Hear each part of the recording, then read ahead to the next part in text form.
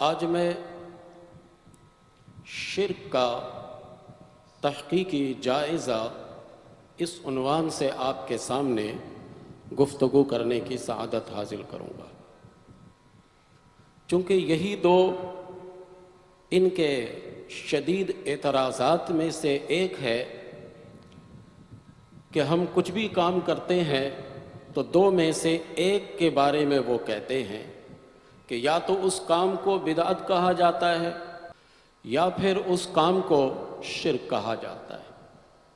حالانکہ بنظر انصاف اگر دیکھا جائے تو جن جن کاموں پر اس قسم کے اعتراضات ہوتے ہیں وہ کام وہ خود بھی کیا کرتے ہیں، لیکن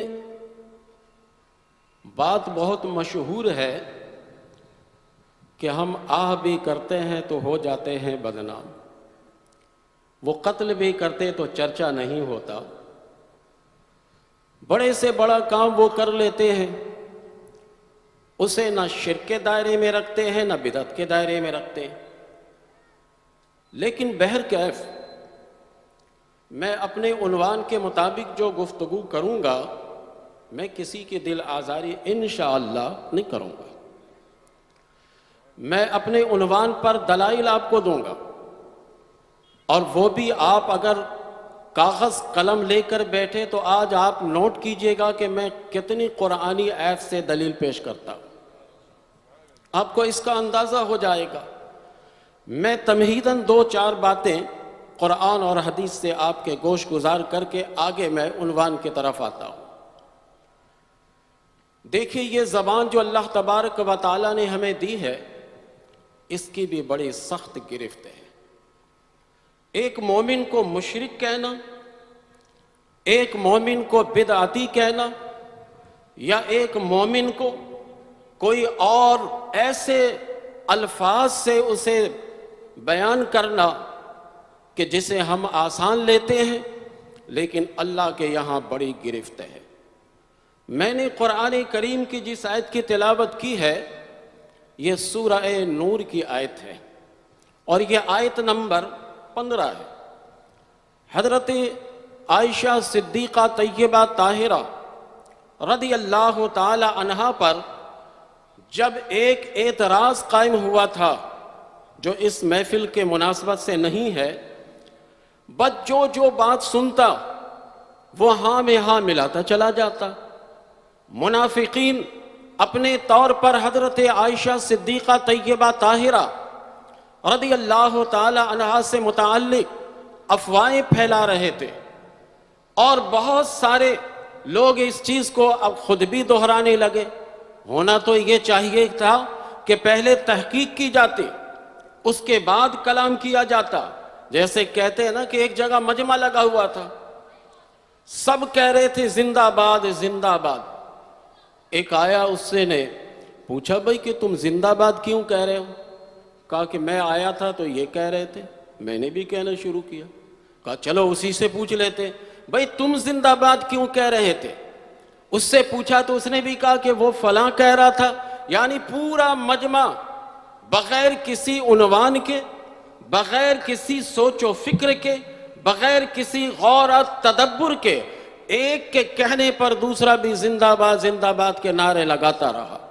یہی حال ہمارا ہو گیا کہ ہم اور آپ بس ایک کے کہنے پر دہرا دیتے ہیں انہی کلمات کو، لیکن اللہ کی گرفت کتنی ہوتی ذرا وہ سنیے۔ پہلے قرآن کے دو مقامات کی آیت، سورہ نور میں اللہ تبارک و تعالی فرماتا اِسْتَلَقَّوْنَهُ بِأَلْسِنَتِكُمْ، جب تم اپنی زبان پر لا رہے تھے، وَتَقُولُونَ بِأَفْوَاهِكُمْ، اور اپنے منہ سے کہہ رہے تھے، مَا لَيْسَ لَكُمْ بِهِ علم، جس کا تمہیں علم نہیں تھا۔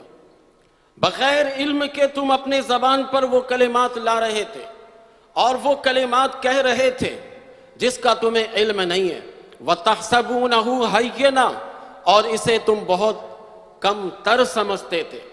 کہتے تمہارے ذہن میں یہ بات تھی کہ ہم نے تو کوئی بڑی بات نہیں کی، ہم نے تو کوئی مشکل بات نہیں کی۔ وَتَحْسَبُونَهُ हय्यिना, तुम इसे बहुत कम तर लेते थे, लेकिन वहुवा इंदल्लाह अजीम, लेकिन ये अल्लाह के यहाँ बहुत बड़ी बात है। ये जिसे तुम किसी पर इल्जाम लगाकर, किसी पर कोई बोहतान लगाकर, कोई तोहमत लगाकर तुम इसे आसान लेते थे और समझते थे ये कोई बड़ी बात नहीं है, ये अल्लाह के यहाँ बहुत बड़ी बात है। ये किसी पर इल्जाम लगाना और किसी पर उंगली उठाना बगैर तहकीक के और बगैर इल्म के, कभी किसी से मुताल्लिक कोई राय कायम मत कीजिए। और इतनी बड़ी बात कि बगैर तहकीक के किसी कलमा गो को मुशरिक कह देना, किसी अच्छे काम को शिरक कह देना, ये तो बहुत अजीम जुर्म है। ये बहुत बड़ा जुर्म है। ये फिर सूरह क़ाफ में अल्लाह तबारक व तआला फरमाता है, इज़ यतलक़्क़ल मुतलक़्क़ियान अनिल यमीन व अनिश शिमाल क़ईद। अल्लाह ताला फरमाता है कि दो लेने वाले जब लेते हैं तुमसे, वो दाएं तरफ है तुम्हारे, बाएं तरफ है तुम्हारे, वो मुहाफिज है। क़ईद मुहाफिज है वो। मा यल्फिज़ु मिन क़ौलिन इल्ला लदैहि रक़ीबुन अतीद, जो भी लफ्ज़ तुम अदा करते हो वो लिख लेते। जो भी अल्फाज तुम अदा करते हो उसे महफूज कर लेते हो। मा यल्फिज़ु मिन क़ौलिन, जो भी कौल या कोई जुमला तुम तलफ़ुज़ में अदा करते हो वो उसे लिख लेते हैं, जिसे हम किरामन कातिबीन कहते हैं। एक जुमला भी हम कहते हैं वो उसे लिख लेते हैं। फिर क़यामत के दिन अल्लाह तबारक व तआला इसके मुताबिक फैसला करेगा। हज़रत मुआज़ बिन जबल रदी अल्लाह ताला अन्हु एक दिन आका अलैहिस्सलातु वस्सलाम की बारगाह में पहुंचे और अर्ज़ की, आका मुझे कोई ऐसी बात जामे बता दीजिए कि मैं पूरी जिंदगी उस पर कारबंद रहूं। आका ने कई बातें बताई, उनमें से एक बात आपने ये बताई कि अपनी ज़बान की हिफाजत करना, अपनी ज़बान को महफूज रखना, इसकी हिफाजत करना। हज़रत मुआज़ बिन जबल रज़ी अल्लाह ताला अन्हु अर्ज़ करते हैं कि आका, क्या ज़बान से जो कलिमात हम कहते हैं उस पर भी पकड़ होगी? अल्लाह के रसूल अलैहिस्सलातु वस्सलाम ने फरमाया कि हाँ, क़यामत में बहुत सारे ऐसे लोग होंगे जिन्हें अल्लाह ताला बांध कर औंधे मुंह जहन्नम में सिर्फ ज़बान की बेएहतियाती की वजह से डालेगा। यह है वो ज़बान जो हम इस्तेमाल करते हैं कलमा गो के लिए, और कभी हमें खौफ नहीं आता, कभी हमें डर नहीं होता कि हम इतना बड़ा बड़ा जुमला कस देते हैं। फिर एक मौका पर नबी करीम अलैहिस्सलातु वस्सलाम ने सहाबा की झुरमुट में फरमाया था, मुझे दो चीज़ की तुम गारंटी दे दो, मैं तुम्हें जन्नत की गारंटी देता हूँ। जिनमें से एक ये है कि तुम मुझे अपनी ज़बान की गारंटी दे दो, मैं तुम्हें जन्नत की गारंटी देता हूँ। मैं तुम्हें जन्नत की ज़मानत दूंगा कि ज़बान जब इंसान इसे इस्तेमाल करता है तो इसे खुद देखना चाहिए कि हम किस खाते के लिए इस्तेमाल कर रहे हैं। अब ये तमहीदन समझने के बाद क्या इतनी जुरत है हमारी ज़ुबान में हम किसी कलमा गो को मुशरिक कहें? बग़ैर तहकीक के हम ऐसी बात करें? क्या आपकी ज़बान में इतनी ताकत है कि एक आदमी कुरान पढ़ रहा है, एक आदमी हदीस पढ़ रहा है, एक आदमी नमाज पढ़ रहा है, एक आदमी कुरान को भी जानता है, एक आदमी हदीस को भी जानता है और वो हदीस की गहराई तक जानता है, और हम उठाकर एक आम याना जुमला इस्तेमाल कर दें कि ये तो शिर्क कर रहे? हमारी ज़ुबान में इतनी ताकत नहीं होनी चाहिए जब तक कि तहकीक से ये साबित ना हो जाए। अब मैं आपको असल उन्वान की तरफ लाता हूँ। ये शिर्क है क्या?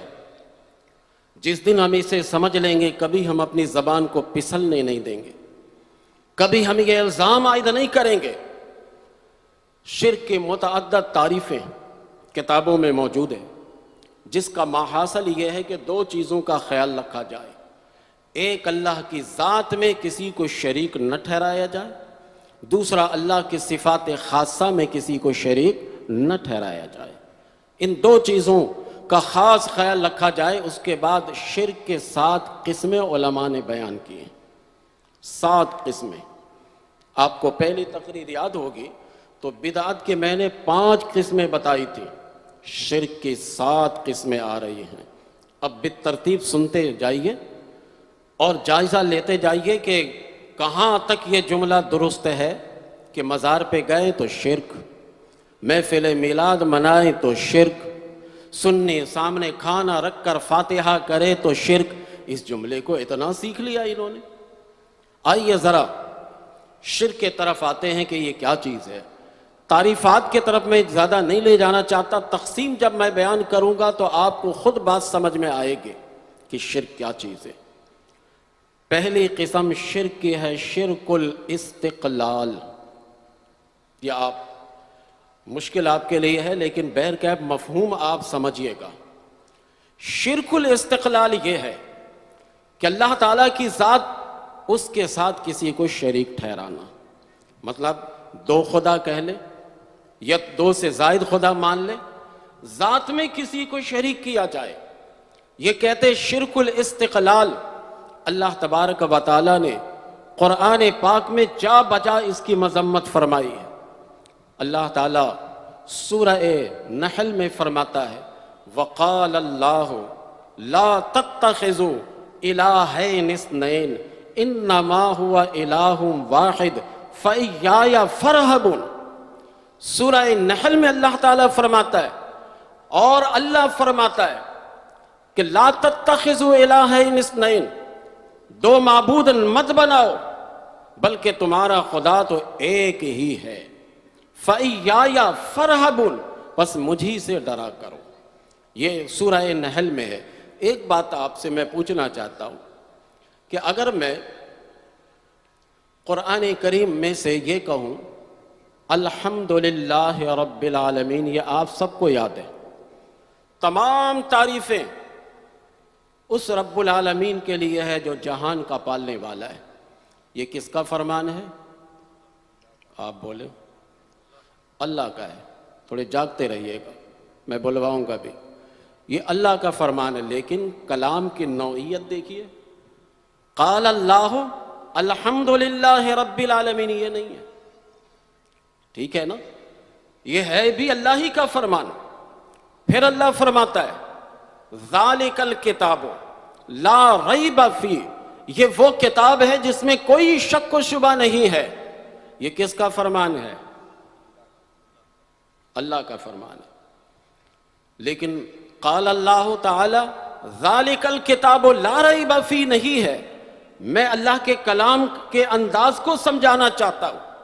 اللہ تبارک و تعالیٰ کے کلام میں جو جامعیت ہے اور جو اس کے کلام میں وسعت ہے وہ میں آپ کے گوش گزار کرنا چاہتا ہوں۔ اے اللہ، الحمد سے لے کر والناس تک ایک ایک کلمات تیرا فرمان ہے۔ اگر کوئی نہ مانے تو وہ کافر ہو جائے گا، لیکن آخر کیا وجہ ہے کہ یہاں پر تو فرماتا ہے وقال اللہ لا تتخذوا الہین اثنین، اللہ فرماتا ہے کہ تم 2 معبود مت بناؤ۔ یہ کیوں فرماتا ہے؟ یہ اس لیے کہ اے لوگو یہ حساس مسئلہ ہے، اس لیے باقی باتوں کو بیان کرتے ہوئے میرا قائل ہونا پوشیدہ ہے، لیکن جب اپنے الہیت اور الوہیت کی بات میں کر رہا ہوں تو ہر شک و شبہ کو تم سے دور کروانا چاہتا ہوں۔ اور قال اللہ لا تتخذوا الہین اثنین کے ذریعے سے میں تمہیں باور کرانا چاہتا ہوں کہ میری ذات ایک ہی ہے، 2 نہیں ہے۔ 2 کون مانتے تھے؟ یہ مجوسی لوگ تھے، یہ 2 مانتے تھے۔ زمانہ جاہلیت کے جو متاخرین اور متقدمین جاہلیت کے جو لوگ تھے وہ 2 خدا مانتے تھے۔ ایک خالق الخیر اللہ کو مانتے تھے اور ایک خالق الشر شیطان کو بھی وہ خدا کا درجہ دیتا اور شیطان کو بھی خدا کہتا تھا۔ اللہ نے فرمایا لا تتخذوا الہین اثنین، 2 خدا مت بناؤ۔ پھر سوال تھا کہ اے میرے رب، جب دو خدا نہیں بنائے تو پھر کیا کریں گے ہم؟ اللہ نے فرمایا انما ہوا الہ واحد، تمہارا معبود ایک ہے۔ اے اللہ، تیرے سوا کوئی معبود نہیں، تو ہی لائق عبادت ہے، تو ہی لائق تعظیم انتہا تو ہی ہے۔ یہ اللہ تعالیٰ نے ہمیں درس دیا۔ پھر مزید اللہ تبارک و تعالیٰ اسی مسئلے کو ہمیں ایک اور انداز میں سمجھا رہا، یہاں دو خدا نہ بناؤ۔ کوئی دہریہ، کوئی اسلام کا منکر، کوئی اسلام کا مخالف، بلکہ کوئی منافق جو اسلام میں ہی چھپا رہے، وہ کہہ دے اشرفی صاحب قرآن پاک میں دو خدا بنانے سے روکا گیا ہے، تین بنا لے، چار بنا لے، کہاں منع کیا گیا؟ دو بنانے سے منع کیا گیا۔ اللہ نے اس دروازے کو بھی بند کیا۔ سورہ انبیاء آئیے، اللہ تعالیٰ فرماتا سورہ انبیاء میں لو کان فیہما آلہۃ الا اللہ لفسدتا، اگر اللہ کے علاوہ کئی خدا ہوتے اس روئے زمین میں تو فساد ہوتا۔ کیسے اللہ سمجھا رہا ہے؟ ایک خدا چاہتا کہ درخت میں پھل اب لگا دو، دوسرا خدا چاہتا کہ ابھی نہیں لگاؤ۔ ایک خدا چاہتا مشرق سے سورج کو طلوع کرنا ہے، دوسرا خدا چاہتا کہ نہیں مغرب سے اس دفعہ کریں گے۔ آپس میں کیا ہوتا؟ اختلاف ہوتا، نظام درہم برہم ہو جاتا۔ ایک خدا چاہتا کہ زید کو موت دے دی جائے، دوسرا خدا چاہتا نہیں اسے 2-4 سال اور زندگی دی جائے، تو آپس میں اختلاف ہوتا۔ اللہ فرماتا ہے سنو، لو کان فیہما آلہۃ الا اللہ لفسدتا، اگر اس روئے زمین میں اور آسمانوں میں یا پوری کائنات میں اللہ ایک وحدہ لا شریک کے علاوہ کوئی اور خدا ہوتا تو فساد بپا ہوتا۔ آج تک سورج مشرق سے نکلتا ہے، مغرب میں غروب ہوتا ہے، کوئی فساد ہے؟ آج تک اللہ تبارک و تعالی جس موسم میں درختوں کو پھل دیتا ہے ابھی تک ویسے ہی پھل دے رہا ہے۔ آج تک اللہ کا پوری کائنات کا نظام اسی طرح چل رہا ہے جس طریقے سے پہلے سے چلا آ رہا ہے۔ تو لوگوں غور نہیں کرتے؟ تم اپنے ملک میں ایک وزیر اعظم اور ایک صدر بن کر ملکی نظام میں جھگڑا کرتے، ایک تاریخ الیکشن کے دینا چاہتا ہے، دوسرا کہتا ہے نہیں تمہارا اختیار نہیں ہے۔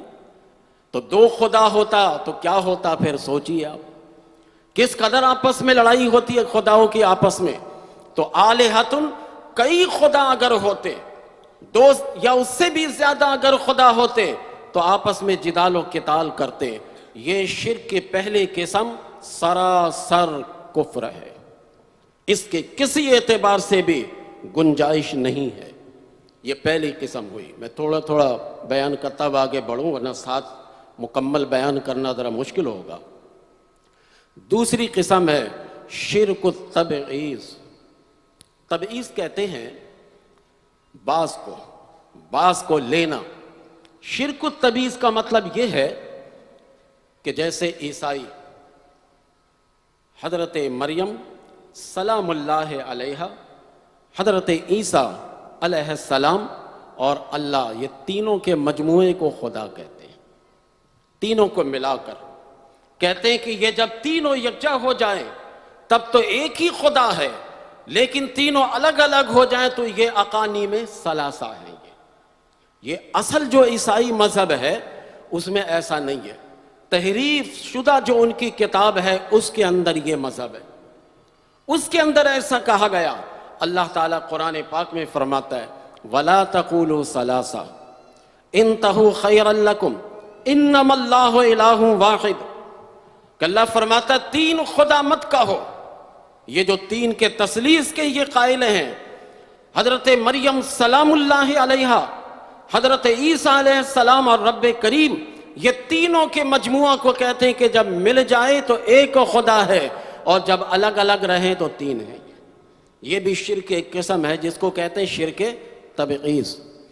قیامت کے دن اللہ تبارک و تعالی حضرت عیسیٰ علیہ السلام سے اتمام حجت کے لیے پوچھے گا، وَإِذْ قَالَ اللَّهُ يَا عِيسَىٰ ابن مریم أَأَنْتَ قُلْتَ لِلنَّاسِ اتَّخِذُونِي إِلَٰهَيْنِ مِن دُونِ اللَّهِ، اے عیسیٰ کیا تم نے کہا تھا کہ میرے علاوہ تمہیں اور تمہاری ماں کو یہ لوگ خدا بنائیں؟ اللہ سب جانتا ہے کہ اللہ کے پیغمبر ہیں، یہ تو شرک کو توڑنے کے لیے آئے تھے، اور اپنے آپ کو خدا بنا کر کیسے پیش کریں گے؟ یہ تو عیسائیوں کو ایسے آپس میں مغالطہ ہو گیا کہ ہر زبان کا ایک لفظ ہوتا ہے۔ اللہ تبارک و تعالیٰ نے ان کی کتاب میں حضرت عیسیٰ علیہ السلام کو پیار سے ابن اللہ کہا۔ اب اس پیار کے اس لفظ کو انہوں نے حقیقی معنی لے کر اللہ کا بیٹا بنا دیا۔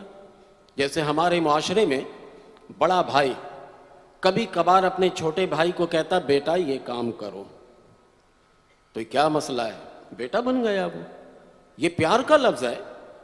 بڑا بھائی چھوٹے بھائی سے کبھی بیٹا کا لفظ استعمال کر لیتا ہے، کبھی کبھار ایک بھائی دوسرے بھائی سے اس کے علاوہ کوئی اور بھی لفظ استعمال کرتا ہے، یار، دوست، تو کیا ان سے بھائی چارگی یعنی بھائی کا رشتہ ختم ہو گیا؟ یہ آپس میں دوست ہو گئے آپ؟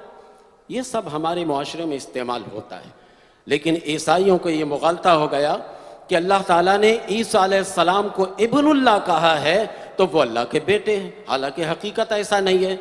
وَإِذْ قَالَ اللَّهُ يَا عِيسَى ابْنَ مَرْيَمَ أَأَنْتَ قُلْتَ لِلنَّاسِ اتَّخِذُونِي وَأُمِّيَ إِلَٰهَيْنِ مِن دُونِ اللَّهِ قَالَ سُبْحَانَكَ۔ حضرت عیسیٰ علیہ السلام سے اللہ تعالیٰ پوچھے گا، یہ اللہ تبارک و تعالیٰ سورہ مائدہ میں فرما رہا۔ حضرت عیسیٰ علیہ السلام سے اتمام حجت کے لیے کہ اے عیسیٰ کیا تم نے کہا تھا اپنی قوم کو کہ تمہیں بھی الہ مانے، تمہاری والدہ کو بھی الہ مانے؟ حضرت عیسیٰ علیہ نبینا علیہ السلام کہیں گے قال سبحانک، مولا تجھے پاکی ہے، میں ایسا لفظ کہہ کیسے سکتا ہوں؟ میں نے تو ایسا کہا ہی نہیں ہے ان سے۔ یہ آج خود اپنے طور پر مجھے الہ کا درجہ دے کر پتہ نہیں کیا کیا کرنے لگے۔ حضرت عیسیٰ علیہ السلام اس کی نفی کریں گے، یہ ہے شرک تبعیض، یہ بھی سراسر کفر ہے، اس کی گنجائش ذرہ برابر بھی نہیں ہے۔ تبعیض کے ہم قائل ہے ہی نہیں، ہم اپنے پیارے آقا علیہ الصلاۃ والسلام کو اللہ کا نور مانتے ہیں۔ نور ہونا تبعیض کی قسم میں سے نہیں، جیسے ملائکہ نور ہے نا، اور کس کے نور سے ملائکہ بنا؟ یہ بھی ملائکہ بھی اللہ کے نور سے۔ پھر اللہ تبارک و تعالیٰ نے انسان کو پیدا کیا، اور انسان کو پیدا کر کے اپنی روح پھونکی، تو من روحی کا لفظ ہے کہ اللہ فرماتا میں نے اپنی روح پھونکی، تو ہمارے جسم میں جو روح ہے وہ اللہ تعالیٰ کی ہے، تو کیا یہ بعضیت کی بات آ جائے گی؟ کلیت و جزیت کی بات آ جائے گی؟ ایسی بات نہیں ہے، یہ تشریفاً ایسا کہا جاتا ہے، تکریماً ایسا کہا گیا ہے، تعظیماً ایسا کہا گیا ہے کہ اللہ کے نور سے نبی کریم صلی اللہ علیہ وسلم پیدا ہوئے۔ یہ ذہن سے نکال دے۔ اب میں آپ سے کہوں گا کہ ایک آدمی کراچی میں قصور سے اس محفل میں شرکت کے لیے آئے، تو قصور کا یہ باز ہو گیا، تبعیض میں آ جائے گا داخل؟ ایسا ہے ہی نہیں ہے۔ تو یہ بھی شرک ایک قسم ہے جو دوسری قسم میں شامل کر لیں، یہ سراسر کفر ہے۔ یہ اہل سنت و جماعت یہ بھی نہیں کرتے۔ اگر کسی کو نور من نور اللہ کا مفہوم سمجھ میں نہیں آتا تو علماء اہل سنت سے رابطہ کریں، وہ انشاءاللہ آپ کو سمجھا دیں گے، آپ کو بتا دیں گے کہ یہ تشریفاً اللہ نے اضافت کی ہے، یہ تعظیماً اللہ تعالیٰ نے اضافت کی ہے، یہ اس کے اندر بھی کوئی گنجائش نہیں ہے، یہ سراسر کفر ہے، شرک ہے، اور یہ اہل سنت و جماعت کے معمولات میں ہے ہی نہیں۔ اور مخالفین کے علماء نے بھی اس اعتبار سے اہل سنت و جماعت کو مشرک کہا ہی نہیں۔ یہ تو گلی میں پھرنے والے ایرو غیرو یہ کہتے ہیں، جن کو صحیح قرآن کی تمیز نہیں ہے، وہ کہتے ہیں کہ، ورنہ ایسا نہیں ہے۔ اب تیسری قسم شرک تقریب، یہ شرک تیسری قسم ہے۔ تقریب کہتے ہیں کسی کو قریب کرنے کے۔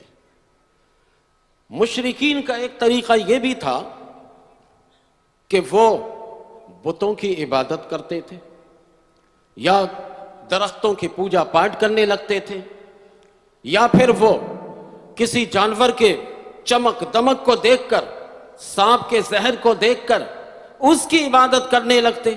ان سے پوچھا جاتا کہ یہ تو تمہاری طرح مخلوق ہے، تم ان کی عبادت کیوں کرتے، ان کو معبود کا درجہ کیوں دے کر عبادت کرتے ہو؟ قرآن بتائے گا کہ ان کا جواب کیا تھا۔ آپ نے دیکھا ہوگا کہ بہت سارے لوگ اپنے ہاتھوں سے پتھر سے بت بناتے ہیں، تراشتے ہیں، اور تراش کر بت کو پھر اس کی عبادت کرتے ہیں اور اس کو خدا کا درجہ دیتے ہیں۔ ابو جہل ایک کاریگر کے پاس پہنچا اور پتھر لے کر اس سے بہترین میرا ایک معبود بنا دو، بہترین ایک خدا بنا دو۔ کاریگر نے اپنے طور پر بڑا بہترین بنا دیا بت۔ ابو جہل آیا، نہیں اس کی ناک تھوڑی سی ٹیڑھی ہے، یہ معبود بن رہا ہے۔ اور یہ ابو الحکم کہلاتا تھا اپنے زمانے میں، اسے اتنی بھی تمیز نہیں کہ تجھے اشرف المخلوقات اللہ نے بنایا اور ایک پتھر کو تراش کر اسے تو معبود بنا رہا ہے۔ ان لوگوں کا جواب تھا کہ دراصل ہم ناپاک ہیں، پلید ہیں، براہ راست رب اکبر کی عبادت ہم کرنے کے لائق نہیں ہے۔ اپنی تعویل کرتے تھے، کہتے تھے ہم ان بتوں کی عبادت اور ان جیسوں کو خدا کا درجہ دے کر اس لیے یہ عبادت کرتے تھے تاکہ ہم اللہ کے قریب ہو جائیں۔ قرآن کریم ناطق ہے اس پر، والذین اتخذوا من دونہ اولیاء، اللہ کے سوا جو لوگ بتوں کو معبود بناتے تھے، والذین اتخذوا من دونہ اولیاء ما نعبدہم الا لیقربونا الی اللہ زلفی، یہ سورہ زمر کی ابتدائی آیت ہے۔ وہ کہتے تھے کہ ہم تو اس کی عبادت نہیں کرتے، صرف اس لیے کرتے تاکہ یہ ہمیں اللہ کے قریب کر دیں۔ قرآن میں یہ لفظ موجود ہے، ما نعبد الا لیقربونا الی اللہ زلفی، ہم اس کی عبادت صرف اس لیے کرتے ہیں تاکہ یہ اللہ کے ہمیں قریب پہنچا دے۔ آپ ابھی مجھے جواب دیجئے گا، غوث پاک کی آپ عبادت کرتے ہیں؟ ہاتھ اٹھا کر بولے نہیں کرتے ہیں نا، ہاتھ ایسے کریں، نہیں کرتے ہیں نا۔ خواجہ غریب نواز کی محبت ہم رکھتے ہیں، کیا خواجہ غریب نواز کی ہم عبادت کرتے ہیں؟ عبادت خواجہ غریب نواز کے رب کی کرتے ہیں، عبادت غوث پاک کی رب کی کرتے ہیں، عبادت ہم داتا کے رب کی کرتے ہیں، عبادت ہم امام احمد رضا کے رب کی کرتے ہیں، عبادت ہم مخدوم سمنا کے رب کی کرتے ہیں، کبھی بھی ہم ان حضرات کی عبادت نہیں کرتے۔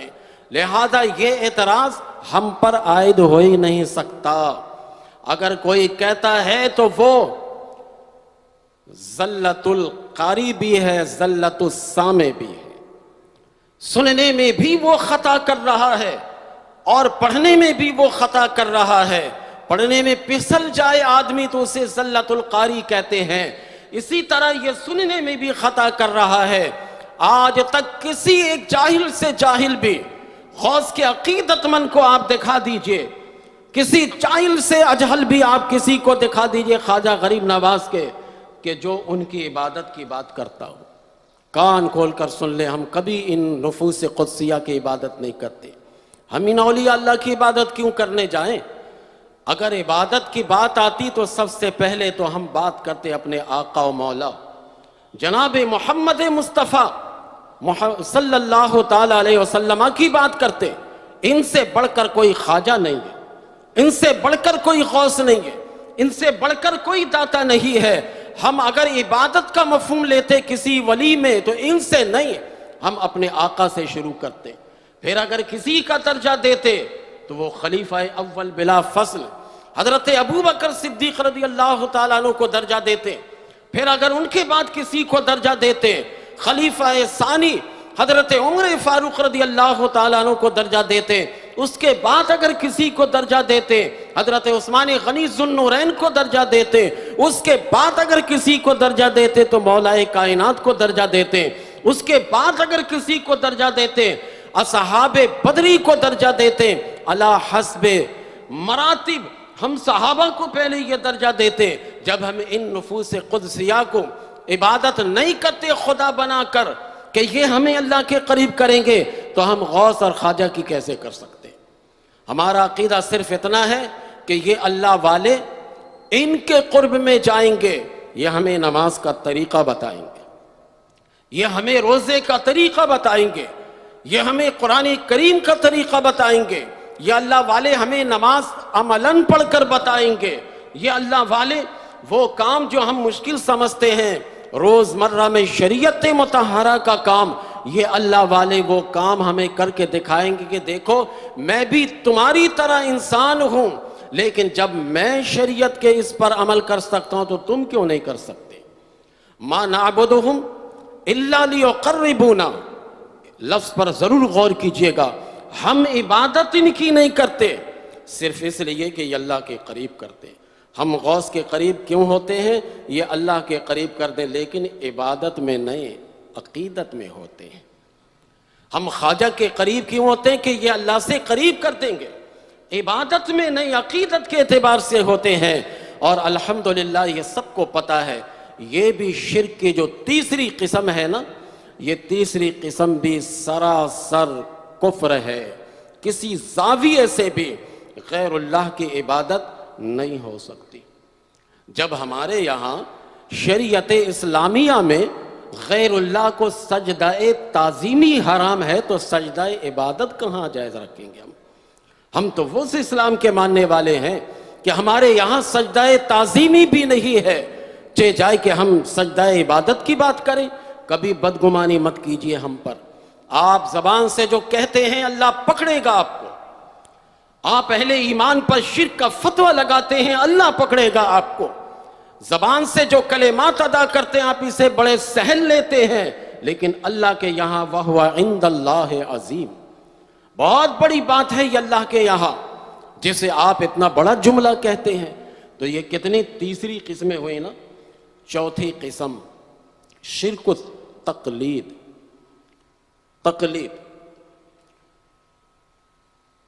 یہ شرک تقلید کیسے کرتے تھے وہ لوگ؟ دو آیت میں پیش کروں گا آپ کو، اور آپ کو دو آیتوں کے ذریعے سے میں سمجھاؤں گا۔ ہم اور آپ بھی تقلید کرتے ہیں امام ابو حنیفہ رحمت اللہ تعالی علیہ کی، لیکن یہ شرک تقلید نہیں ہے۔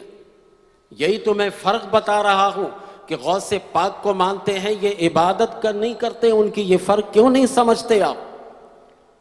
غیر مقلد کھڑا ہو کر آپ سے کہے کہ یہ تقلید شرک ہے، قرآن کریم کی آیت پڑھ کر بتائے، تو میں جو ابھی جواب بتاؤں گا وہ بھی وہی جواب بتائیں گے۔ تو جب اس مقام پر یہ جواب بتا دیجئے گا تو پھر وہاں بھی بتایا کریں، جب اولیاء اللہ کو ہم مانتے ہیں تو یہاں بھی بتایا کریں۔ قرآن پاک میں ایک مقام پر سورہ بقرہ میں اللہ تبارک و تعالی نے ان مشرکین کو، ان کافروں کو خطاب کرتے ہوئے اللہ نے فرمایا وَإِذَا قِيلَ لَهُمُ اتَّبِعُوا مَا أَنزَلَ اللَّهُ قَالُوا بَلْ نَتَّبِعُ مَا أَلْفَيْنَا عَلَيْهِ آبَاءَنَا أَوَلَوْ كَانَ آبَاؤُهُمْ لَا يَعْقِلُونَ شَيْئًا وَلَا يَهْتَدُونَ۔ یہ سورہ بقرہ کی آیت ہے کہ اللہ فرماتا ہے کہ جب ان سے کہا جائے گا، جب ان سے کہا جائے کہ تم پیروی کرو ما انزل اللہ، جو اللہ نے اتارا ہے۔ اللہ نے کیا اتارا؟ قرآن۔ اللہ نے کیا اتارا؟ اپنے پیارے نبی کو اتارا۔ نبی کریم علیہ السلام تشریف لائے، تو تم اس کی پیروی کرو جو قرآن میں ہے، اور ان چیزوں کی پیروی کرو جو میرے محبوب کے فرامین میں ہیں، دونوں کی پیروی کرو۔ اس کے جواب میں یہ کیا کہتے ہیں؟ قالوا بل نتبع ما الفینا علیہ آباءنا، بلکہ ہم تو پیروی اس کی کریں گے جس پر ہم نے اپنے باپ دادا کو پایا ہے۔ یہ باپ دادا کی جو تقلید کر رہے ہیں یہ تقلید شرک ہے۔ کیوں شرک ہے؟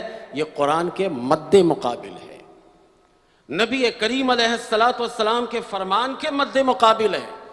اب ہم اور آپ امام ابو حنیفہ کی جو تقلید کرتے ہیں یہ قرآن کے مد مقابل نہیں ہے، حدیث کے مد مقابل نہیں ہے، بلکہ قرآن اور حدیث کے صحیح رہنمائی کی خاطر ہم ان کی تقلید کرتے ہیں۔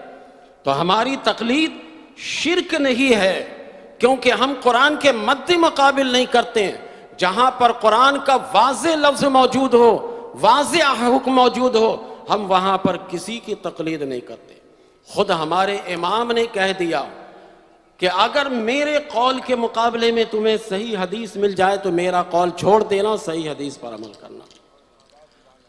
خود میرے امام نے کہا۔ اب میں اس کو ایک مثال سے سمجھاتا ہوں آپ کو۔ مثال ہے مشکل لیکن بالکل آسان اور پانی بنا کر میں آپ کو بتاتا ہوں کہ ہم کن چیزوں میں تقلید کرتے ہیں۔ ہم اللہ کے ما انزل اللہ کے مقابلے میں تقلید نہیں کرتے۔ اس دوسری آیت کو بھی پہلے میں سنا دوں تاکہ دونوں باتیں آ جائیں۔ اب آئیے آپ، 7واں سپارہ ہے، سورہ مائدہ ہے۔ اللہ تبارک و تعالی فرماتا ہے وَإِذَا قِيلَ لَهُمْ تَعَالَوْا إِلَى مَا أَنزَلَ اللَّهُ وَإِلَى الرَّسُولِ قَالُوا حَسْبُنَا مَا وَجَدْنَا عَلَيْهِ آبَاءَنَا أَوَلَوْ كَانَ آبَاؤُهُمْ لَا يَعْلَمُونَ شَيْئًا وَلَا يَهْتَدُونَ۔ اللہ فرماتا ہے کہ جب ان سے کہا جاتا ہے اس باتوں کی طرف جو اللہ نے اتاری ہے اور آؤ اس کی طرف جو اللہ نے اپنے رسول پر نازل کی ہے، تو کہتے ہیں کہ بھئی ہمارے لیے حسبنا کافی ہے، ما وجدنا علیہ آباءنا، جس پر ہم نے اپنے باپ دادا کو پایا ہے وہ ہمارے لیے کافی ہے۔ اولو کان آباؤہم لا یعلمون شیئا ولا یہتدون، کیا ان کے باپ دادا اگر ان پڑھ ہوں، نہ جانتے ہوں، تو کیا یہ ہدایت یافتہ نہیں ہوں گے؟ تو یہ قرآن کو چھوڑ کر باپ دادا کی پیروی کر رہے ہیں۔ ہم قرآن کو پکڑنے کے لیے، حدیث پر عمل کرنے کے لیے ہم امام ابو حنیفہ کی تقلید کرتے ہیں۔ نعرہ رسالت، نعرہ رسالت، حضور ممتاز ملت، ایک مثال حضور سے ممتاز ملت۔ میں آپ کو اس کو سمجھاتا ہوں، اس گٹھی کو، جس کو کہ فقہ کے مسائل میں فاقد الطہورین کہتے ہیں۔ پہلے یہ بات سمجھیے کہ ہماری طہارت کے لیے اللہ نے دو چیزیں پیدا کی ہیں، ایک ہے پانی اور دوسری ہے مٹی۔ تیسری کوئی چیز ہے جس سے ہم طہارت حاصل کر سکیں؟ تیسری کوئی چیز نہیں ہے۔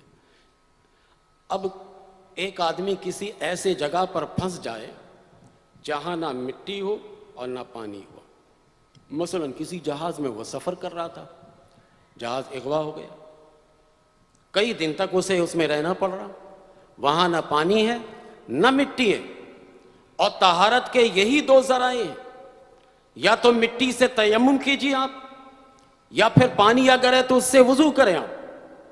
اب یہ دونوں چیزیں جہاز میں نہیں ہیں۔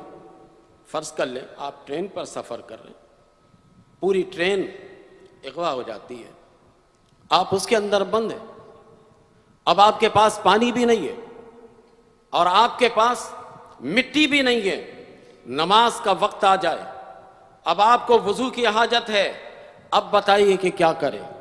کیونکہ نماز کے لیے وضو شرط ہے، بغیر وضو کے نماز نہیں ہوتی۔ جسم پاک ہونا وہ تو آپ جانتے ہی ہیں، وضو کی بات کر رہا ہوں، نماز کے لیے وضو شرط ہے۔ اب وہاں پر نہ پانی ہے اور نہ مٹی ہے، نماز کا وقت آ گیا، اب کیا کرنا ہے؟ اب سنیے، جس کی ہم تقلید کرتے ہیں، کیوں کرتے ہیں ائمہ کی تقلید؟ ذرا سنیے، امام ابو حنیفہ رحمۃ اللہ تعالی علیہ سے یہی مسئلہ پوچھا گیا، حضرت کوئی شخص ایسی جگہ پر پھنس جائے جہاں نہ مٹی ہو طہارت کے لیے، نہ پانی ہو، اور نماز کا وقت آ جائے، اسے وضو کی حاجت ہو، تو کیا کرے گا؟ امام صاحب نے فرمایا کہ وہ نماز کو قضا کر لے گا، نماز پڑھے گا نہیں، کیونکہ وضو نماز کے لیے شرط ہے۔ جب شرط ہی پائی نہیں جا رہی ہے تو پھر نماز کیسے پڑھے گا؟ امام ابو حنیفہ رحمۃ اللہ علیہ نے یہ مسئلہ بتایا جن کی ہم تقلید کرتے ہیں۔ کہ ایسی جگہ پر پھنس گئے 4 دن تک رکے رہیں آپ، 1 ہفتہ تک رکے رہیں آپ 10 دنوں تک اگر اس میں آپ کو اغوا کر کے پھنسا کر رکھا گیا ہے تب بھی آپ نماز کو قضا کر لیجئے، گناہگار نہیں ہوں گے آپ، کیونکہ من جانب اللہ پانی بھی نہیں ہے اور مٹی بھی نہیں ہے۔ تو ہمارے امام نے یہ مسئلہ بتایا کہ تم نماز کو قضا کر لو۔ اب بتائیے کہ قرآن کریم میں اس مسئلے کا بے عینہ ہی کوئی جواب ہے؟ حدیث رسول صلی اللہ علیہ وسلم میں بے عینہ ہی اس مسئلے کا کوئی جواب ہے؟ سو رہے ہیں آپ؟ نہیں ہے نا۔ امام صاحب نے اب قرآن و حدیث سے استنباط کیا، مسئلہ کو اخذ کیا، اور اپنی ذہانت سے اور اللہ کی دی ہوئی طاقت اور صلاحیت سے آپ نے یہ مسئلہ اخذ کیا اور کر کے ہمارے سامنے یہ پیش کیا۔ اب امام احمد بن حنبل رحمت اللہ تعالی علیہ کے پاس چلتے ہیں۔ 4 امام کی بات میں کروں گا، چاروں کی، ہم امام ابو حنیفہ کی تقلید کرتے ہیں، باقی چاروں امام کی تقلید کرنے والے پوری دنیا میں۔ امام احمد بن حنبل رحمت اللہ تعالی علیہ کے پاس چلتے ہیں، ان سے پوچھتے ہیں کہ حضرت ایسا مسئلہ ہو جائے کہ ایک آدمی ایسی جگہ پر پھنس گیا جہاں نہ پانی ہے نہ مٹی ہے، اب وہاں پر وہ نماز کا وقت آ جائے تو طہارت کرنے کے لیے تو کوئی چیز ہے ہی نہیں، تو کیا کرے گا وہ؟ امام احمد بن حنبل رحمۃ اللہ تعالی علیہ فرماتے کہ وہ نماز پڑھے گا، قضا نہیں کرے گا۔ امام صاحب کے الٹ ہے بالکل۔ اب ذرا غور سے سنیے گا یہ، تاکہ ہمیں ہمارے اماموں کی صلاحیت کا اندازہ ہو۔ امام احمد بن حنبل رحمۃ اللہ علیہ فرماتے ہیں پڑھے گا، قضا نہیں کرے گا، اور ہمارے امام نے کیا کہا؟ قضا کرے گا، پڑھے گا نہیں۔ امام احمد بن حنبل سے پوچھا گیا حضرت یہ کیسے؟ آپ نے فرمایا کہ دیکھو، جب ایک چیز محل ہی نہ رہے تو اس کا فرض بھی ہونا بھی ساقط ہو جاتی ہے۔ مثال کے طور پر ایک آدمی کے دونوں ٹانگیں نہیں ہیں تو دونوں ٹانگوں کا دھونا فرض ہے۔ اب دونوں ٹانگیں ہیں ہی نہیں اس کی، تو ایک فرض ساقط ہوا اس سے نہ ہونے کی وجہ سے۔ ایک آدمی ایسا ہو جس کے دونوں ہاتھ نہ ہو، اب وضو میں دونوں ہاتھوں کا دھونا تو فرض ہے، لیکن کیا کرے گا وہ؟ امام احمد بن حنبل کہتے ہیں کہ جب محل ہی نہ رہے تو پھر شرط کے وجود کی بات کیسے کی جائے گی؟ لہٰذا جب پانی بھی نہیں ہے، مٹی بھی نہیں ہے، تو گویا کہ شرط کی ادائیگی کے لیے چیز ہی مہیا نہیں ہے، تو وہ معفو عنہ ہے، معاف ہے، اسی حال میں نماز پڑھ لو۔ یہ امام احمد بن حنبل رحمۃ اللہ تعالی علیہ نے ہمیں بتایا۔ ذرا قرآن میں بے عینہ ہی مسئلہ ڈھونڈ کر بتائیے، تقلید کے جو قائل نہیں ہیں وہ بتائیں، حدیث میں ذرا حدیث کی روشنی میں یہی مسئلہ بتا دیں۔ اب تیسرے امام مالک رحمت اللہ تعالی علیہ کے پاس لوگ پہنچے، حضور ایک ایسا شخص ایسے جگہ پر پھنس گیا جہاں نہ مٹی ہے نہ پانی ہے، نماز کا وقت ہو گیا، اب اس کو وضو کرنا ہے، کیا کرے گا وہ؟ امام صاحب نے کہا کہ نہ پڑھے گا نہ بعد میں قضا کرے گا۔ لوگ حیران ہوئے، یہ تو اوپر دونوں امام کے بالکل برعکس جا رہے ہیں، نہ پڑھے گا نہ قضا کرے گا۔ آپ سے جب پوچھا گیا حضور یہ کیسے آپ بتا رہے ہیں؟ آپ نے کہا کہ سنو، عورتیں جب خاص مہینے میں چند دنوں میں، خاص دنوں میں ہوتی ہیں تو 10 دن اگر ہیں تو 10 دن ان پر نماز معاف ہے، کیونکہ طہارت بھی کریں گی تو طہارت حاصل نہیں ہوگی، اور اگر وہ غسل کرے جب بھی پاکیزگی حاصل نہیں ہوگی، تو عورت کے ایام خاص میں نماز معاف ہے، کیونکہ طہارت کی کوئی صورت ہی نہیں نکلتی ہے، پانی سے نہا بھی لیں تب بھی طہارت حاصل نہیں ہوتی ہے، تو اللہ نے ان عورتوں پر نماز کو معاف رکھا ہے۔ آپ کو پتہ ہے نا یہ شرعی مسئلہ، خاص ایام میں عورتوں کے نماز کو اللہ نے معاف رکھا ہے۔ تو امام مالک کہتے ہیں کہ جب وضو کے لیے نہ پانی ہے نہ مٹی ہے تو گویا طہارت حاصل کر ہی نہیں سکتا ہے یہ، تو ان عورتوں کی طرح ان پر بھی نماز معاف ہے، نہ یہ پڑھے گا نہ یہ قضا کرے گا۔ ہمارے اماموں کی صلاحیت دیکھیے آپ، ہمارے امام کس قدر اللہ تبارک و تعالیٰ نے ان کو صلاحیت دی ہے. ہم ایسے تقلید نہیں کرتے ہیں اور اس تقلید کو کوئی شرک بھی نہیں کہہ سکتا.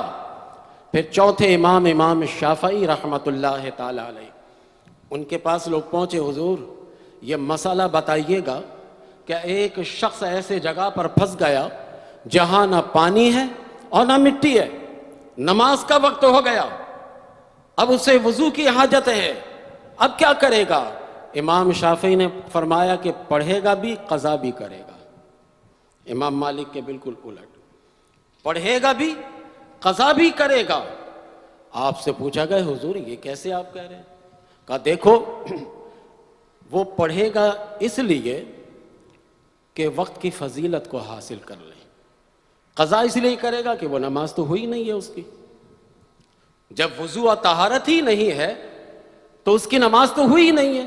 لیکن وقت ظہر اس کی فضیلت اپنی ہوتی ہے، وقت عصر اس کی فضیلت اپنی ہوتی ہے، وقت مغرب اس کی فضیلت اپنی ہوتی ہے، وقت عشاء اس کی اپنی فضیلت ہوتی ہے، وقت فجر اس کی اپنی فضیلت ہوتی ہے.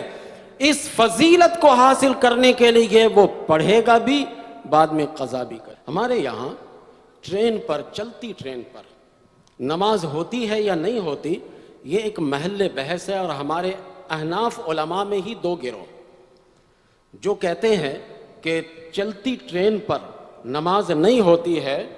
وہ کہتے ہیں کہ ظہر کا وقت اگر آ جائے اور آپ کو یہ یقین ہو کہ ٹرین چلتی رہے گی یہاں تک کہ وقت ظہر کا نکل جائے گا، تو آپ کو جس طریقے سے بھی میسر آ جائے ظہر کی نماز پڑھ لیں، اور جب گاڑی رکے، ٹرین رکے تو نماز کا اعادہ کر لیجیے تاکہ وقت کی فضیلت بھی آپ حاصل کر لیں.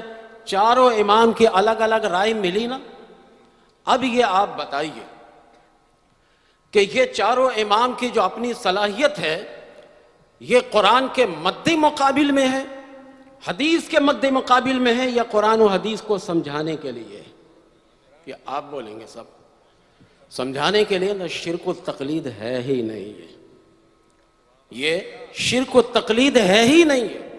یہ تو قرآن و حدیث کو سمجھانے کے لیے ہے. یہ ایک پیرامیٹر بنایا ان لوگوں نے اور ہم پر مہربانی کی ہے کہ ہمیں یہ سمجھایا ہے.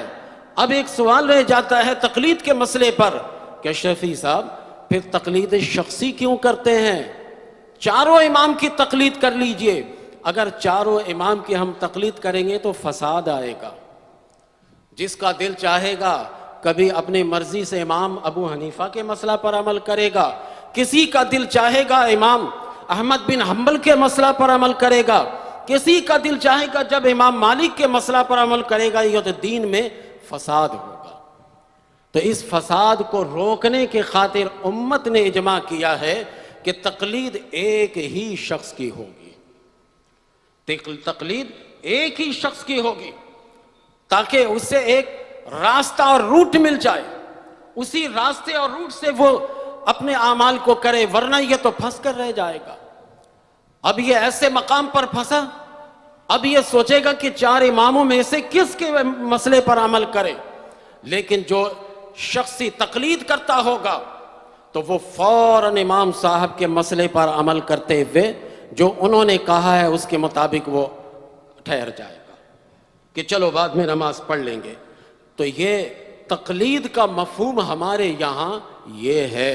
لیکن غیر مقلدین نے پتہ نہیں کیا کیا مسئلہ نکال لیا ہے، پتہ نہیں ان لوگوں نے کیا کیا ایسی باتیں تقلید سے متعلق کر دی ہیں.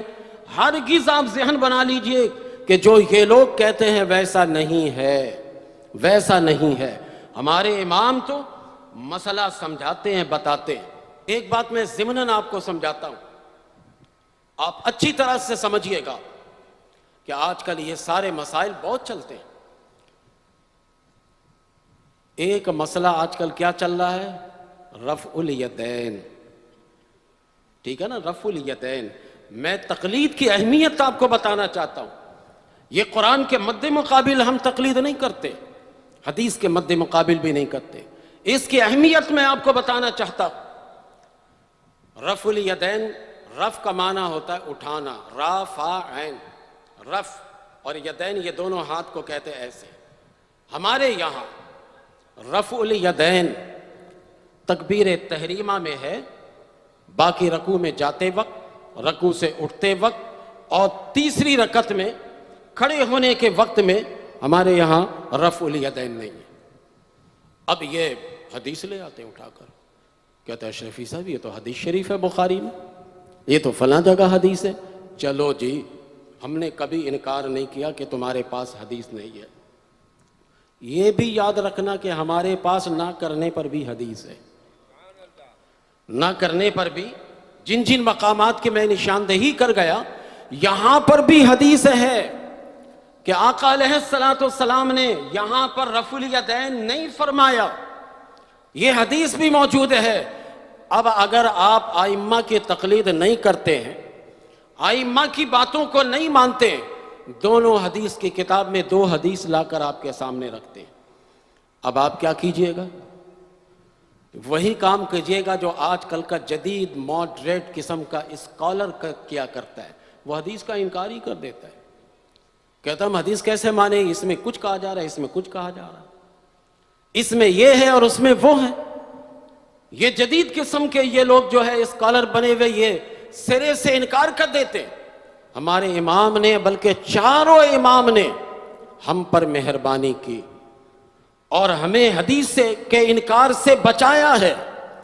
دونوں حدیث کو جمع کر کے امام صاحب نے ترجیح کی بات کی کہ ترجیح کس کو دو گے اس کی بات کرو، تو ہمارے امام نے حضرت عبداللہ ابن مسعود رضی اللہ تعالیٰ عنہ کی روایت کو ترجیح دی اور فرمایا کہ سنو، رکوع میں جاتے وقت، رکوع سے اٹھتے وقت، تیسری رکعت کے لیے رفع الیدین کرنے والی حدیث حضرت عبداللہ ابن عمر رضی اللہ تعالی عنہما سے مروی ہے، اور نہ کرنے کی حدیث حضرت عبداللہ ابن مسعود رضی اللہ تعالیٰ عنہ سے مروی ہے، اور حضرت عبداللہ ابن مسعود وہ ہیں جو پہلی صف میں ہوتے تھے۔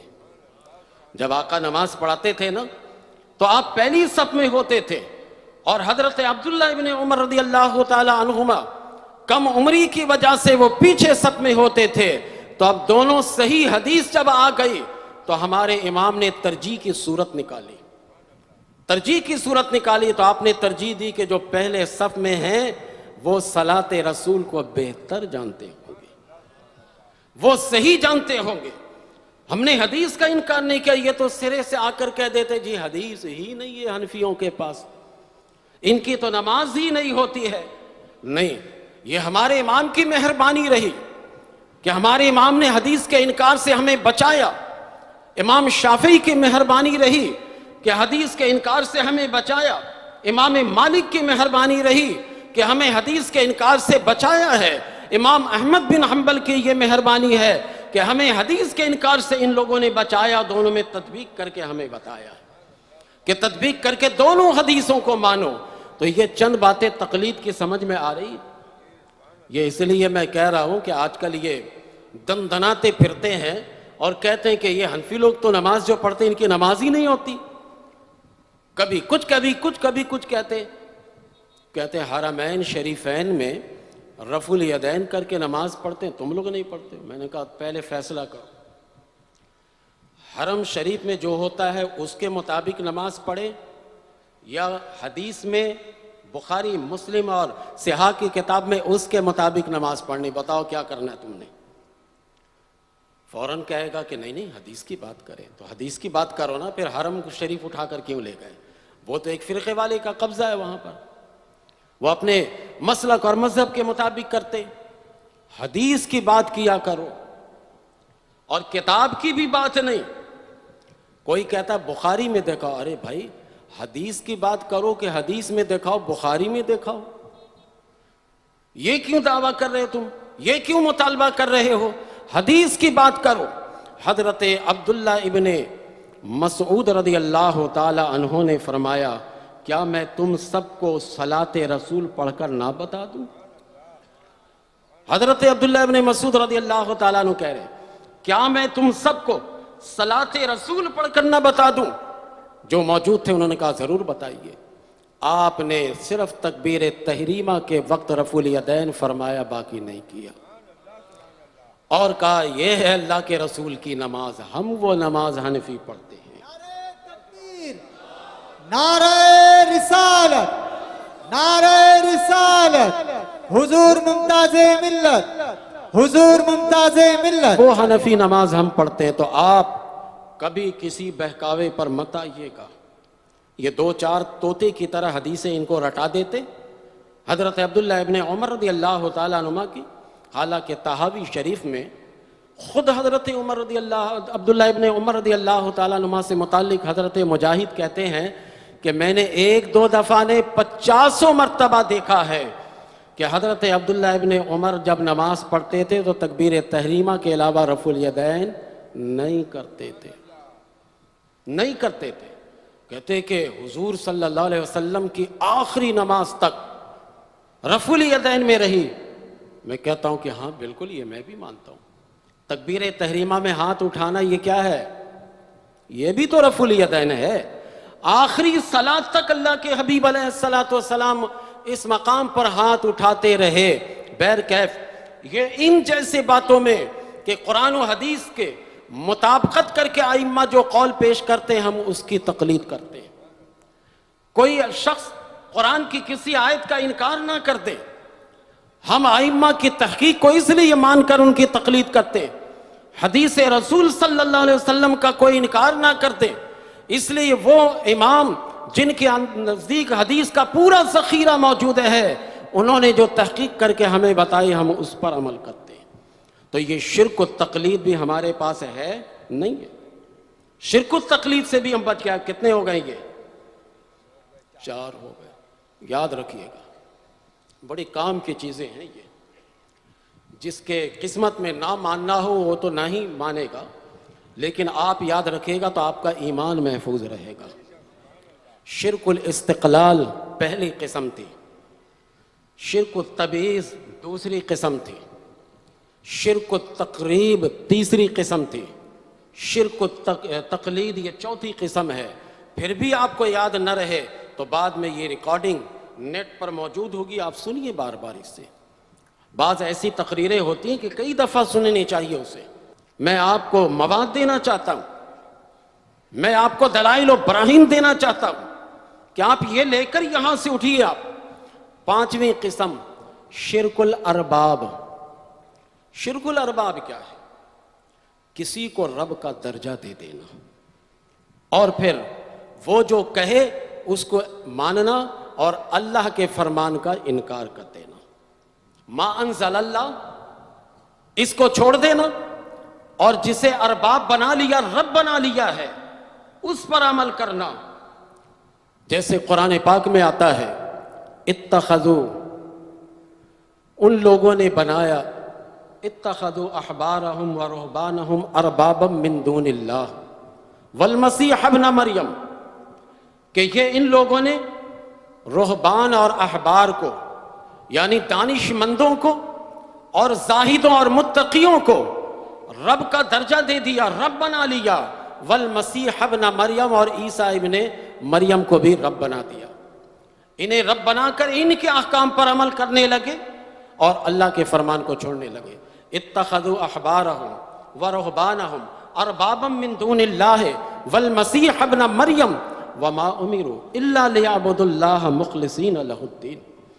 اللہ کا حکم تو یہ ہے کہ خالص ہو کر اللہ کی عبادت کرو، تو رب کا درجہ کسی کو نہیں دیا جائے گا کہ اللہ تعالیٰ نے جو حکم نازل فرمایا اس کے مقابل میں کسی کے حکم کو اس درجے پر لایا جائے۔ امام ابو حنیفہ کے حکم کو بھی ہم اس درجے پر نہیں لاتے، یاد رکھیے گا۔ خود ہمارے امام نے یہ کہا ہے کہ اس درجے پر مت لانا، اگر صحیح حدیث مل جائے میرے قول کے مقابلے میں تو میرے قول کو چھوڑ دینا اور صحیح حدیث پر عمل کرنا۔ ہم کہاں ارباب بناتے انہیں؟ ہم نے کسی کو رب نہیں بنایا، ارباب نہیں بنایا ہے۔ ہم تو اللہ تبارک و تعالیٰ کے حکم پر عمل کرتے ہیں۔ حضرت عدی بن حاتم رضی اللہ تعالی عنہ جب سرکار دو عالم صلی اللہ علیہ وسلم کی بارگاہ میں آئے تو آپ کے گلے میں سونے کی سلیب لٹک رہی تھی۔ نبی کریم صلی اللہ علیہ وسلم نے فرمایا کہ اے عدی، یہ کیا گلے میں لٹکا رہے ہو؟ کہا حضور یہ وہ سلیب ہے جو ہمارے رہبان اور ہمارے احباب نے ہمیں یہ پہنایا ہے اور کہا کہ جو یہ پہنے گا وہ جنتی ہوگا، وہ جنت میں جائے گا، آپ نے فرمایا اتار کر پھینکو یہ۔ اللہ نے کوئی ایسا حکم نہیں دیا، اللہ نے کوئی ایسا حکم نازل نہیں فرمایا ہے، یہ تمہارے احبار اور رہبان نے ایسا کہا ہے، اسے رب کا درجہ مت دو، جو اللہ کا حکم ہے وہ اللہ کا حکم ہے، اور جو رسول اللہ صلی اللہ علیہ وسلم کا حکم ہے وہ رسول اللہ صلی اللہ علیہ وسلم کا حکم ہے، اس کے مقابل میں کسی کے حکم کو مت لاؤ۔ حضرت عدی بن حاتم رضی اللہ تعالیٰ عنہ ابھی کلمہ پڑھ کر مسلمان ہو رہے، میرے نبی کے پیروی کا اعلیٰ نمونہ پیش کیا کہ اسی وقت نکال کر پھینک دیا، اسی وقت نکال کر پھینک دیا۔ یہ ہے میرے آقا علیہ السلام کے دربار کی برکت۔ تو یہ پانچویں قسم بھی شرک ہے اور کفر ہے، اس کے بعد بندہ مومن نہیں رہتا۔ یہ پانچ سمجھ میں آ گئی بات؟ بندہ مومن نہیں رہتا، اس کے بعد کافر ہو جاتا ہے، اور ہم اہل سنت و جماعت میں یہ پانچوں میں سے ایک بھی نہیں ہے۔ پھر ہمیں شرک کا ہمیں تانا کیوں دیا جاتا ہے؟ اب آئیے چھٹی قسم، شرک الاغراض۔ اغراض اپنے مقصد کے لیے کسی کو عبادت میں شامل کر لینا، اپنے غرض کے لیے کسی کو عبادت میں شامل کر لینا، جسے ہم عام طور پر ریاکاری کہتے ہیں۔ آپ سر پہ ٹوپی پہن کر جا رہے ہیں تاکہ محلہ والا دیکھے کہ واہ بھائی فلاں ابن فلاں کا بیٹا تو پکا نمازی ہے۔ اگر نیت یہ نہیں ہے، صرف یہ ہے کہ میں مسجد جا رہا ہوں اس لیے میں نے ٹوپی پہنی، فبیہا، کوئی بات نہیں ہے۔ لیکن آپ نے سر پہ ٹوپی اس لیے ڈالی کہ میں گھر سے ٹوپی پہن کر نکلوں گا، لوگ دیکھ کر مجھے کہیں گے نمازی ہے، یہ ریاکاری ہے، یہ شرک الاغراض ہے، اللہ کی عبادت بھی اور اپنا مقصد بھی۔ آپ نماز پڑھنے آئے مسجد میں، آپ کی نیت کو اللہ جانتا ہے، میں نہیں جانتا، میں مسئلہ صرف بتا رہا ہوں۔ آپ اس غرض سے اگر آئے کہ اہل مسجد مجھے دیکھ کر سمجھے کہ میں نمازی ہوں، میں پکا صلاۃ کا پابند ہوں، اگر آپ کے ذہن میں یہ بات آ جائے تو آپ عبادت بھی کر رہے ہیں اور اپنے غرض کو بھی شامل کیا ہوا ہے۔ اس کو کیا کہتے ہیں؟ شرک الاغراض۔ غرض کو بھی شامل کیا آپ نے اس میں، جسے ہم ریاکاری کہتے ہیں۔ اس شرک سے ہمارے عوام میں بھی بہت سے لوگ نہیں بچ پاتے، ان کے یہاں بھی نہیں بچ پاتے۔ ریاکاری تو سب میں ہے نا بھائی، ان کے عوام میں بھی یہ ہے، اس شرک کو وہ بھی ان کے یہاں عوام میں ہے اور ہمارے یہاں بھی عوام میں۔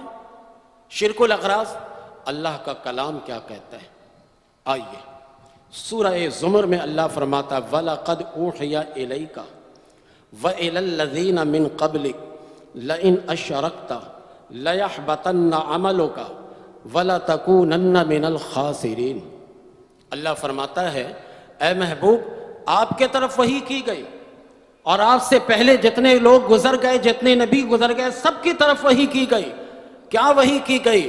لَئِنْ أَشْرَكْتَ، اگر تم نے اپنی عبادت میں کسی کو بھی شریک کیا، لَيَحْبَطَنَّ عَمَلُكَ، تمہارا عمل ضائع ہو جائے گا۔ ریاکاری سے عمل ضائع ہوتا ہے یا بچتا ہے؟ ضائع ہوتا ہے نا۔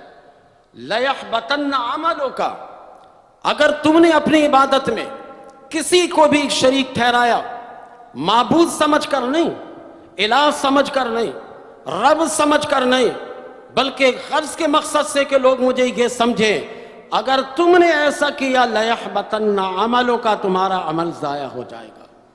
وَلَتَكُونَنَّ مِنَ الْخَاسِرِينَ، اور تم ضرور بے ضرور نقصان اٹھانے والوں میں سے ہو جاؤ گے۔ یہ اس عبادت کی بات ہو رہی ہے جس عبادت میں ہم ریاکاری لاتے ہیں۔ ایک آدمی صدقہ کرتا ہے، اڑوس پڑوس سب کو بتاتا ہے کہ میں اتنا صدقہ کرنے جا رہا ہوں، آپ بتا کر ریاکاری کر رہے ہیں۔ صدقہ نافلہ تو ایسے دیجئے کہ اگر دائیں ہاتھ سے دے رہے ہیں تو بائیں ہاتھ کو اس کی خبر نہ ہو۔ آپ ایک ہاتھ سے دے رہے ہیں، دوسرے ہاتھ سے خبر نہ ہو۔ زکوٰۃ دیتے وقت آپ اس کا اظہار کیجئے، وجہ یہ ہے کہ زکوٰۃ آپ پر فرض ہے. اگر آپ اس کا اظہار کر کے زکوٰۃ نہیں دیں گے تو لوگ کہیں گے کہ یہ مالدار ہے زکوٰۃ دیتا نہیں ہے. آپ پر انگلیاں اٹھیں گی, آپ پر الزام لوگ لگائیں گے کہ یہ مالدار ہے لیکن زکوٰۃ نہیں دیتا. لیکن کوئی یہ انگلی نہیں اٹھائے گا کہ آپ نفلی صدقہ کرتے ہیں یا نہیں کرتے. اس لیے شریعت میں کہا گیا ہے کہ نفلی صدقہ چھپا کر کرو. اسی لیے فرض نماز کے لیے جماعت کا اہتمام ہے.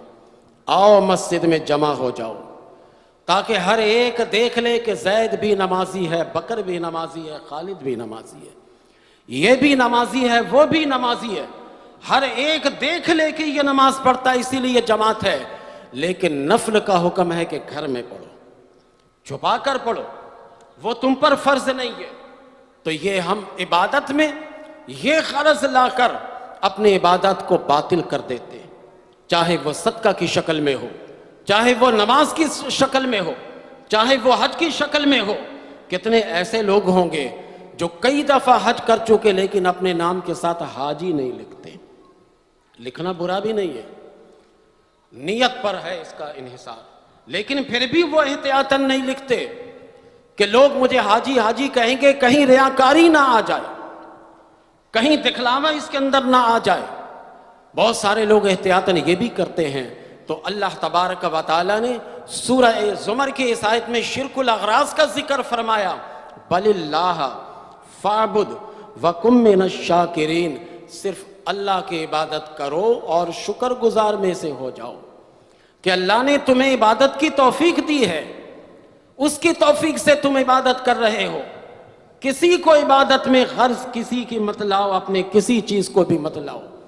یہ شرک الاغراض کی مذمت ہو رہی ہے یہاں پر. اب یہ جو شرک ہے اس کا حکم کیا ہے؟ یہ کفر بھی نہیں ہے اور اس کے ذریعے بندہ مشرک بھی نہیں ہوتا, البتہ گناہ گار ہوتا ہے, معصیت کا مرتکب ہوتا ہے. اسے شرک اصغر کہتے ہیں.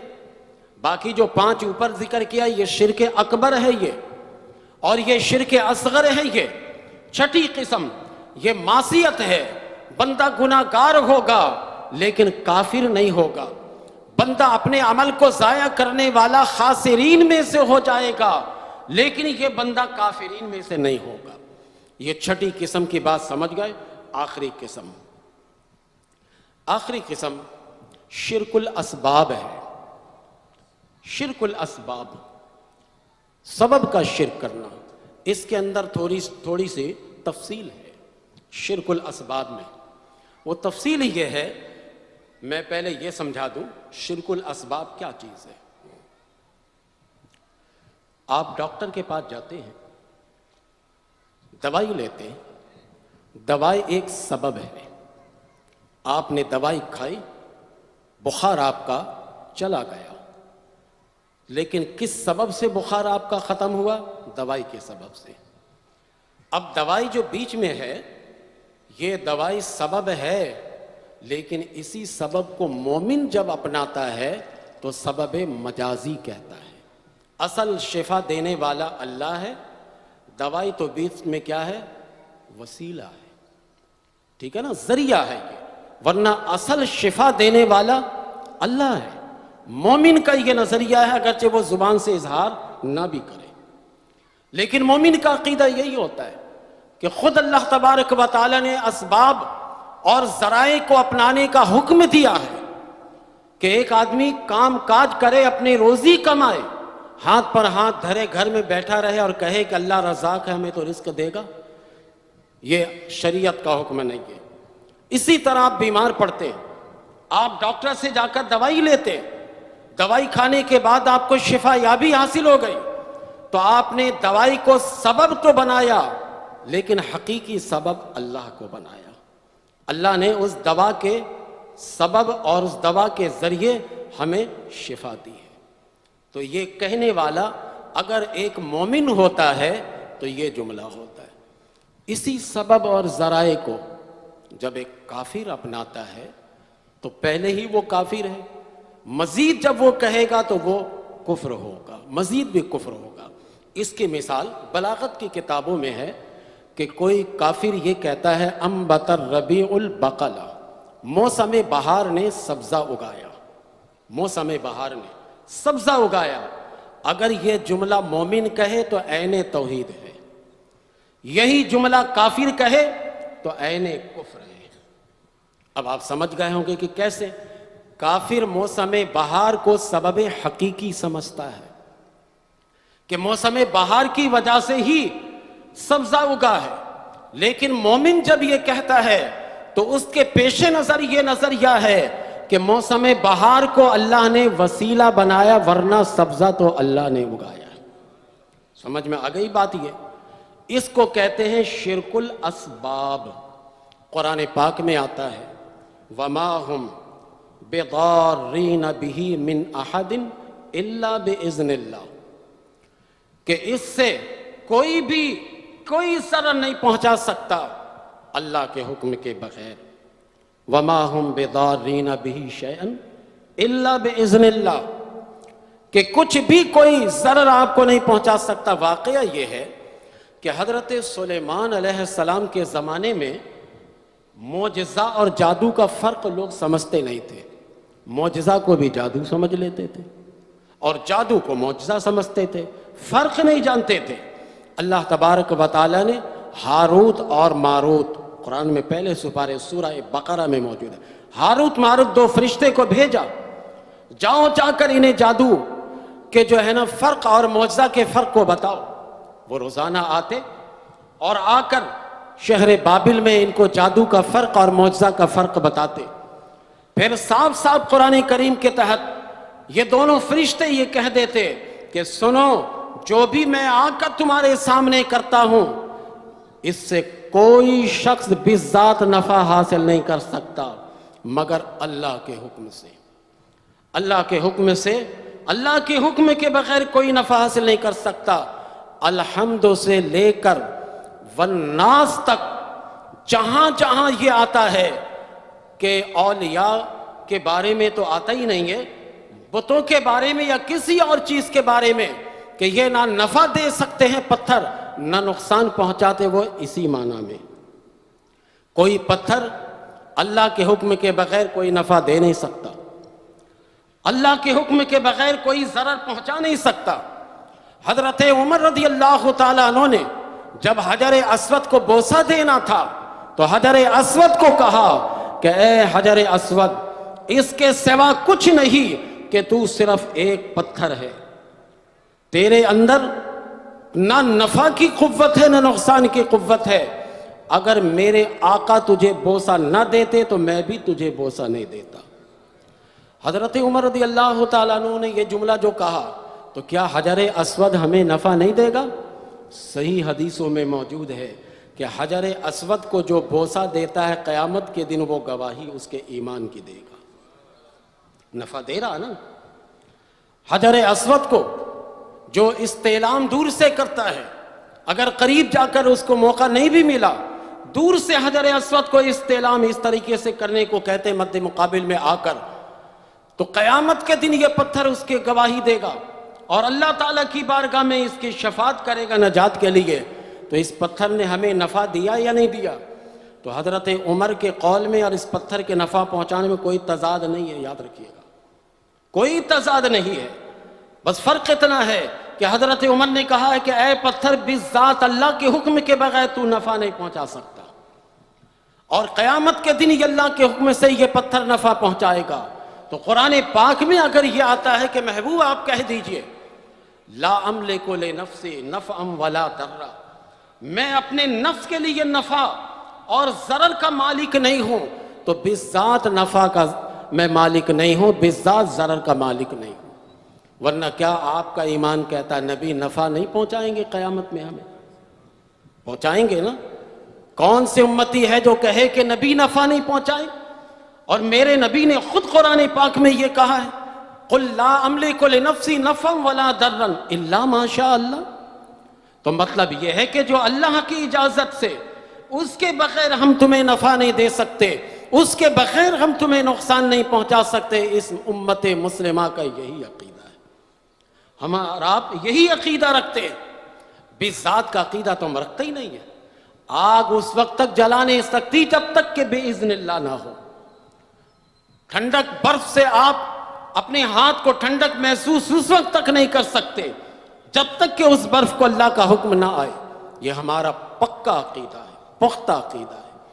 हजरत जिब्रील अलैहिस्सलाम जब हजरत मरियम सलामुल्लाह अलैहा के पास पहुंचे तो आकर कहा, काला इन्नमा अना रसूल रब्बिक लिअहब लक गुलामन ज़किया, मैं तुम्हारे रब की तरफ से भेजा हुआ हूं और मैं तुम्हें सुथरा बेटा देने के लिए आया हूं।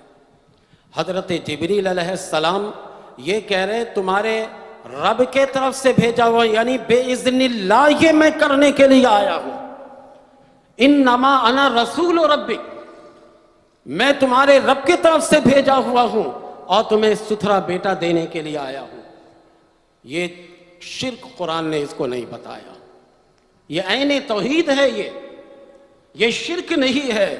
इसी तरह मेरे दोस्त, जब हम ये कहते हैं कि ख्वाजा को अल्लाह ने भेजा ताकि जाओ जाकर इन गरीबों की मदद करो, हम अगर ख्वाजा गरीब नवाज से मदद ले ले तो ये बिइज़्निल्लाह अल्लाह से मदद कर सकते हैं। गौसे पाक से मदद लेते हैं, ये बिइज़्निल्लाह मदद करते हैं। हम दाता से मदद लेते हैं, ये बिइज़्निल्लाह मदद करते हैं। ये हमारा अकीदा है। कभी हमारा ये अकीदा नहीं है कि बिज़ात ये करते हैं, कभी नहीं है। अल्लाह के हुक्म से ये करते हैं और ये तो कुरान पाक में मौजूद है। हजरत जिब्रील अलैहिस्सलाम आकर कह रहे तुम्हारे रब का मैं भेजा हुआ हूं और अल्लाह के हुक्म से मैं तुम्हें सुथरा बेटा देने के लिए आया हूं।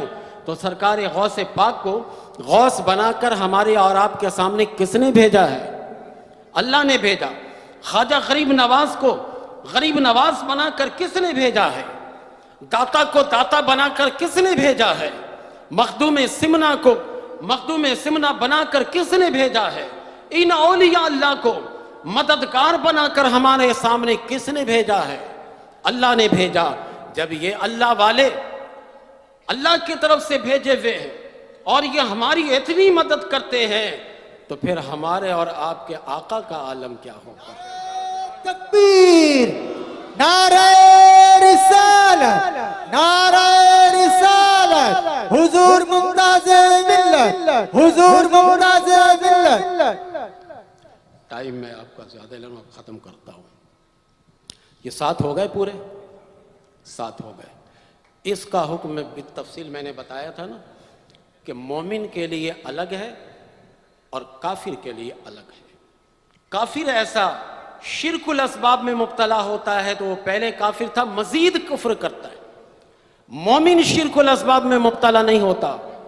मोमिन तो ये कह ही देता है कि सब कुछ करने वाला अल्लाह है, अल्लाह के हुक्म से ये करेंगे। तो अब हम पर ये शिर्क का इतलाक भी नहीं हो